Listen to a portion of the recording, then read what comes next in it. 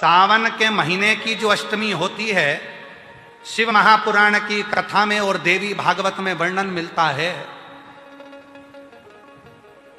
देवी भागवत में और शिव पुराण में वर्णन मिलता है, अष्ट सिद्धि नवनिधि 64 योगिनी सारी विद्या नव देवी सब सावन के महीने की अष्टमी तिथि के दिन महादेव से मिलन करने आती हैं।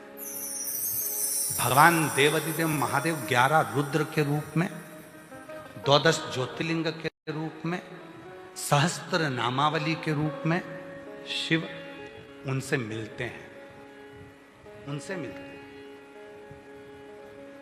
वो समय होता है प्रदोष का समय, शाम का समय, जब सावन के महीने की अष्टमी तिथि पड़े, चाहे वो उजाले की पड़े चाहे अंधेरे की पड़े, अष्टमी तिथि पड़े, शाम के समय 2 दीपक, एक लंबी बत्ती का एक गोल बत्ती का, शिव के मंदिर में अपनी कामना कर कर, जो बच्चों को अच्छी नौकरी चाहिए या कोई बीमारी का हल चाहिए या धन की कमी है या कोई समस्या है, एक लंबी बत्ती, लंबी बत्ती किसके लिए है? जम के बोलो, देवी के लिए। गोल बत्ती किसके लिए है? देव के। 2 बत्ती घी की, गोल बत्ती को जलाओ पहले, फिर लंबी बत्ती का जो दिया हो उसकी बत्ती का मुख गोल बत्ती की ओर हो, वो बत्ती अपनी ओर नहीं हो। समझ में आ रहा है ना सबको? जो बत्ती होती है, जब भोलेनाथ जी को भी मालूम है आज ये वाली कथा बाजेगा जब ये दिया आ गया हो। ये जो बत्ती का मुख है, देखो ये दिया, ये लंबी बत्ती, ये गोल बत्ती, तो ये जो गोल बत्ती है आपने यहां जलाई और ये लंबी बत्ती जो है ना, इसका मुख गोल बत्ती की ओर हो। 64 योगिनियां, अष्ट सिद्धि, नवनिधि, 9 देवियां, सारी विद्या। शिव जी की जो गोल बत्ती है, शंकर क्या है? ज्योतिर्लिंग, ज्योतिर्स्वरूप। मां दुर्गा क्या है? ज्योति स्वरूपा। क्या कहते हैं? ज्वाला महारानी की, ये ज्योति के रूप में। जब हम गोल बत्ती के सामने अष्टमी के दिन प्रदोष के समय पर लंबी बत्ती का दीपक, पहले गोल बत्ती का दिया जलाया, फिर ये लंबी बत्ती का मुख उधर की ओर कर कर दीपक को जब हम प्रज्वलित करते हैं और अपनी जो कामना दोनों दीपक के सम्मुख में करते हैं, वो कामना पूर्ण होकर ही रहती है। पर करना क्या है? दोनों अष्टमी पर, सावन के महीने में जो उजाले पक्ष की अष्टमी आएगी उस पर भी करना है, और जो अंधेरे पक्ष की आएगी उस पर भी करना है। बड़ी सुंदर दीप बनाया है, जोरदार ताली बजाओ जिसने बनाया।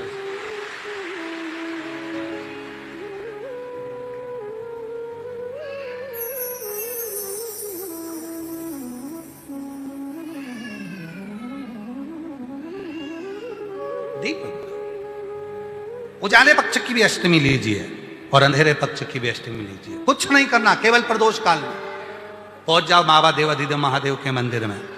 एक दीपक, दोनों दीपक साथ में रखो। एक दीपक गोल बत्ती का पहले जलाओ, लंबी बत्ती का दीपक का मुख गोल बत्ती की ओर करो, प्रज्वलित करो और बाबा को अपने मन का भाव कहो। बाबा को अपने शमी के 5 पत्ते, बेलपत्री के 5 पत्ते, बेर के 5 पत्ते। क्या क्या चीज है जरा जम के बोलो? शमी के 5 पत्ते, बेर के 5 पत्ते और बेलपत्री के 5 पत्ते। महाराज, श्रावण महीने की दोनों अष्टमियों में से कोई भी अष्टमी, यह भी जरूरी नहीं है कि सोमवार की ही अष्टमी चाहिए। श्रावण महीने की दोनों अष्टमियों में से कोई भी अष्टमी को बेर के पत्ते पर लाल चंदन, बेलपत्री के पत्ते पर पीला चंदन, शमी के पत्र पर केवल कोई चंदन लगाने की जरूरत नहीं, सादा केवल एकदम कुछ भी उसमें लगाकर नहीं, सिंपल। पहले लाल चंदन वाले पत्ते, फिर बेलपत्री के पत्ते, फिर शमी के पत्र शिवलिंग के ऊपर समर्पित कर कर उसको उठाकर वापस लाकर बेलपत्री के पेड़ के नीचे ही एक लोटा जल समर्पित कर कर पहले पत्ते चढ़ा देंगे, फिर लोटा भर जल समर्पित कर देंगे। उसी चढ़े हुए पत्तों में से 5 बेलपत्र को लेकर अपने घर आ जावे और अवधूतेश्वर महादेव, कौन से महादेव? अवधूतेश्वर महादेव। ये अवधूतेश्वर महादेव कौन से हैं? आपको कथा में कई बार वर्णन करा गया है। शंकर भगवान को क्रोध आया, ब्रह्मा जी ने क्रोध को लिया, समुद्र में डाला। उस रूप को क्रोध का एक रूप था, क्योंकि जो मदिरा पान करने वाले होते हैं, व्यसन करने वाले होते हैं, गलत काम करने वाले होते हैं, इनको सुधार करे जाओ। जितना तुम समझाओगे ये उतना कबूल होंगे। तुम बच्चों से कहोगे गलत लड़के के साथ रहना मत रहे, तो और ज्यादा क्रोध करेगा, और चिड़चिड़ करेगा, और अपशब्द कहेगा। तो ये क्रोध को संयमित कर देगा। अवधूतेश्वर महादेव, अवधूतेश्वर महादेव का स्मरण कर 5 पत्तों को लेकर आइए। कुछ समय बाद जैसा जैसा समय की अनुकूलता मिले, आप किसी मदिरा का पान करने वाले या किसी व्यक्ति को वो पत्ते दोगे या प्रसाद के रूप में दो तो अच्छी बात है, नहीं तो उस पत्ते का थोड़ा थोड़ा भाग भी प्रतिदिन मात्र 21 दिन तक अगर थोड़ा थोड़ा भाग भी दे दिया जाए तो धीरे धीरे धीरे धीरे मदिरा पान, व्यसन, गलत आदतें छूटना प्रारंभ हो जाती है और वो शंकर की शरणागति ग्रहण करते हैं। महाराज शिव अर्चना, ये तो अभी अभी लोगों की थोड़ी सी सोच गलत हो गई। ये दुनिया के लोगों को ये तो मालूम नहीं है भगवान शंकर के लिए, हाँ शंकर भगवान के पास में भांग रहती है, शंकर भगवान के पास में भांग रखी हुई होती है। शंकर भगवान का भांग का श्रृंगार होता है, क्योंकि उसको बूटी के रूप में, औषधि के रूप में लिया जाए। पर कोई कहे कि शंकर भगवान भांग का नशा करते हैं, तो ये संसार के लोगों को समझा देना कि शिव भांग का नशा, मेरा भोलेनाथ भांग का नशा नहीं है, शिव नशा। जब आप किसी कार्य के लिए आगे बढ़ रहे हो और वो कार्य हो ही नहीं रहा, बहुत प्रयास कर लिया आपने और वो काम हो ही नहीं रहा, अथक प्रयास कर कर थक गए, तब घर से जब निकलो तो एक विचार कर कर निकला, मुख से कहकर निकलना कि आज मैं इस कार्य के लिए जा रहा हूं और मेरे साथ मेरा महादेव जा रहा है। कौन जा रहा है? महादेव जा रहा है। वापिस आओगे, ज्यादा से ज्यादा ये होगा 15 दिन, 20 दिन, 25 दिन, 30 दिन लगेंगे। जो कार्य कर कर आए हो उसका रिजल्ट आपके पक्ष में जरूर आएगा, क्योंकि महादेव को आप साथ लेकर जाते हैं।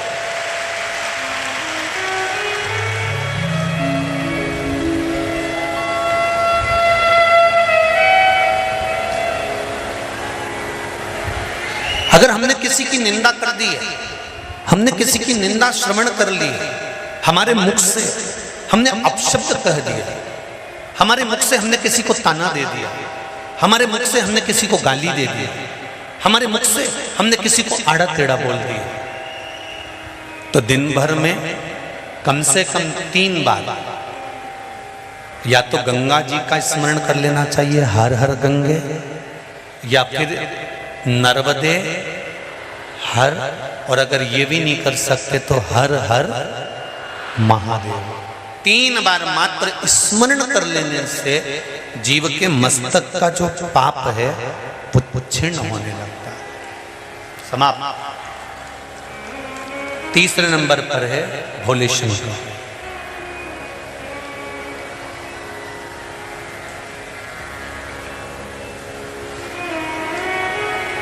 बहुत तेज क्रोध आ रहा,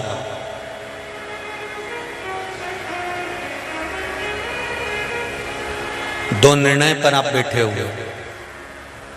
एक मन कर रहा है इस लड़के से शादी करूं कि इस लड़के से शादी करें, इस लड़की से ब्याह करें कि इस लड़की से ब्याह करें, किराने की दुकान डालें कि जनरल स्टोर डालें, इस जगह पर नौकरी करूं कि इस जगह पर नौकरी करूं। उस समय पर जब 2 नाव सामने खड़ी है और एक नाव पर सवार होना है, उस समय पर एक बेलपत्र लेकर, भोले शंकर का नाम लेकर,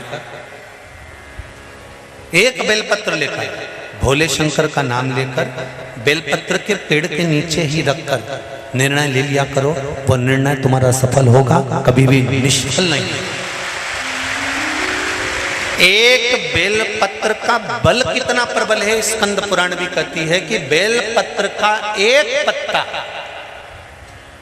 मात्र केवल एक बेलपत्र का पत्ता हमारे जीवन में सुख प्रकट कर देता है। दुनिया का कितना भी दरिद्र व्यक्ति हो, चाहे दुनिया का कोई व्यक्ति ऐसा हो जिसका कभी व्यापार चलता ही नहीं हो, उसने 50 बार बदल के देख लिए, फैक्ट्री चली नहीं रही, जिस काम को करने के लिए जाते हैं वो काम टल जाता है, आज की जगह कल, कल की जगह परसों, परसों की जगह नरसों, काम होता ही नहीं। बेटा बेटी का संबंध करने जा रहे हैं पर हो ही नहीं रहा।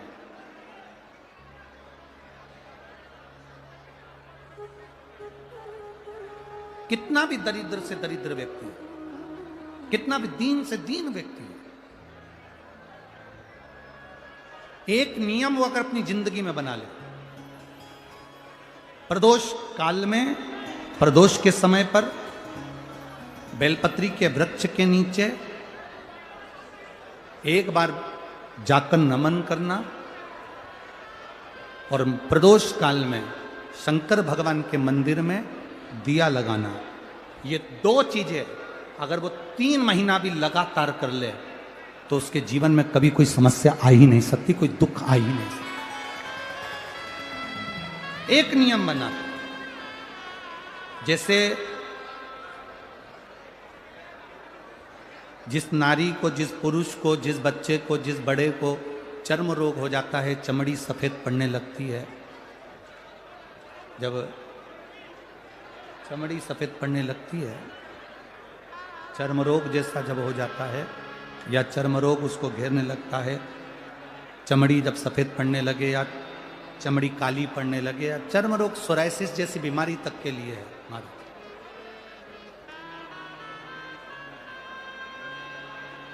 बेलपत्री के वृक्ष के नीचे की मिट्टी, बेलपत्री के वृक्ष के नीचे की मिट्टी, उसको जिस पात्र के अंदर शिवलिंग बनाने के लिए हम गलाएं, जिस पात्र के अंदर हम शिवलिंग बनाने के लिए उसको गलाएं, और शिवलिंग का निर्माण कर कर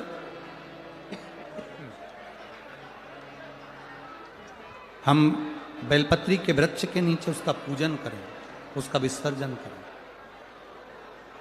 और बेलपत्री के नीचे की जो मिट्टी है, जिस पात्र में गलाई जाती है, उस पात्र के पानी का स्नान, उस मिट्टी का थोड़ा सा भाग अपने शरीर पर लगाकर, जहाँ सफ़ेद चमड़ी हो रही हो या श्वेत चमड़ी हो रही हो वहाँ लगाकर, और उसका स्नान करना यदि हम प्रारंभ करें। परंतु प्रदोष जैसे अपन शंकर भगवान के मंदिर जाते हैं, दर्शन करते हैं, पूजन करते हैं, उसी तरह बेलपत्री के वृक्ष के नीचे की मिट्टी को गलाकर हम शिवलिंग का निर्माण करते हैं। स्नान करना या शरीर पे लगाने के साथ में सबसे ज्यादा जरूरी है शंकर भगवान के उस शिवलिंग की पूजन करना, पार्थिव लिंग की पूजन करना। लगभग 2 शिवरात्रि निकलेगी महीने की, और बाबा जहां जहां से चमड़ी सफेद हो रही होगी वहां वहां से धीरे धीरे बाबा अपने असली रंग को देना प्रारंभ कर देता है। इतना बेलपत्री के वृक्ष की पार्थिव लिंग निर्माण और पूजन की उस मिट्टी का इतना वर्णन हमारे शास्त्र करते हैं, इतना वर्णन। कैसा नीला कलर का पुष्प होता है, देखो छोटा है थोड़ा हमारे हाथ में, ये फूल का बेटा है, ठीक है, पूरा फूल नहीं है, ठीक है, फूल का बेटा है ये छोटा सा। अच्छा दिख रहा है? काय आस्था वालों दिखाओ तो सही, दिखाओ जरा बाजू में, और थोड़ा सा पास कर दो तो सबको नजर आ जाएगा। ठीक गया? शंख पुष्पी, अपारिजात भी बोला जाता है इसको। ठीक है?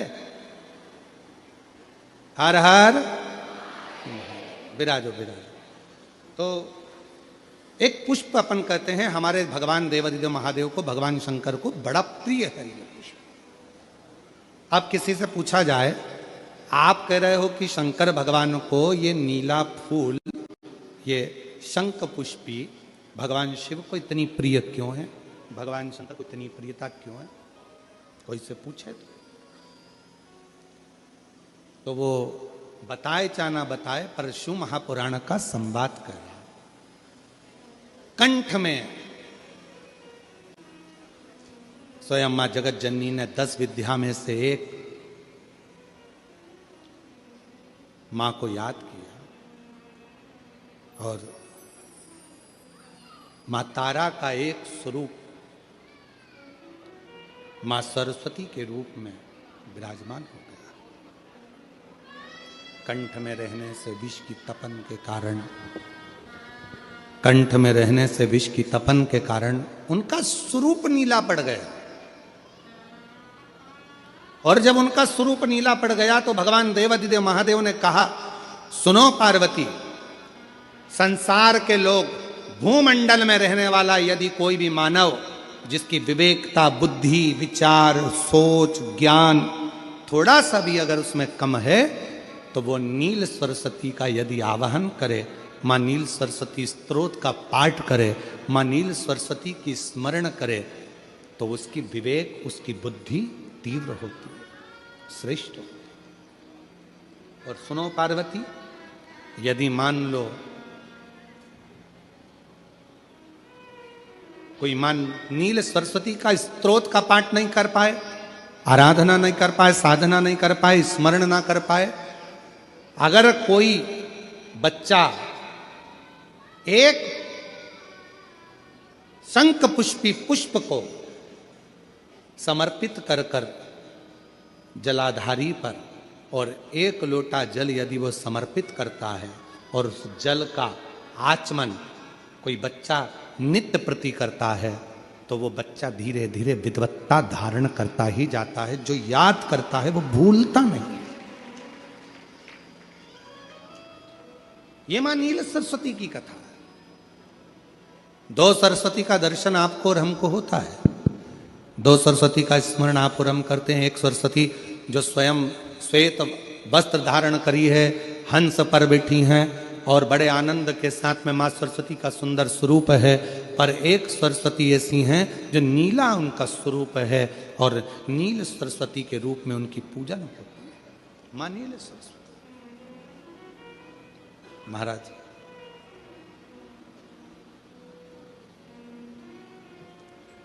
जैसे कोई कोई बच्चे ऐसे होते हैं कि जन्म लेने के बाद में उनकी राल टपकती रहती है, विद्वान नहीं हो पाते, पलंग पर पड़े रहते हैं, पांव हाथ काम नहीं करते हैं, और डॉक्टरों का इलाज चलता रहता है, पर वो रिटर्न नहीं आ रहा है। ये इनको बढ़ाओ ना। बच्चों की मुख से राल टपकती रहती है, विद्वत्ता नहीं रहती, माइंड थोड़ा सा कमजोर होता है, और शरीर भी उनका थोड़ा शिथिल रहता है, शरीर। तो कई लोग कह देते हैं कि ये बच्चा थोड़ा जल्दी जन्म ले लिया, इसलिए ऐसा हो गया, प्रीमेच्योर हो गया, ऐसा हो गया, वैसा हो गया। दवाइयाँ भी चलती हैं, इलाज भी चलता है, पर उसका कोई लाभ नहीं मिल पाता, और वो बच्चा पलंग पर पड़ा रहता है, राल टपकती रहती है, बुद्धि काम नहीं करती।